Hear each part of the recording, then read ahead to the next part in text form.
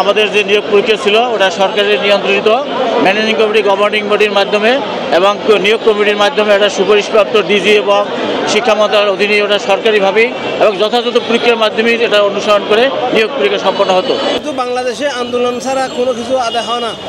আমরা অতীতেও গত 22 দিন এখানে আন্দোলন করে মাত্র আমরা 25% উৎসব ভাতা বৃদ্ধি পেয়েছে।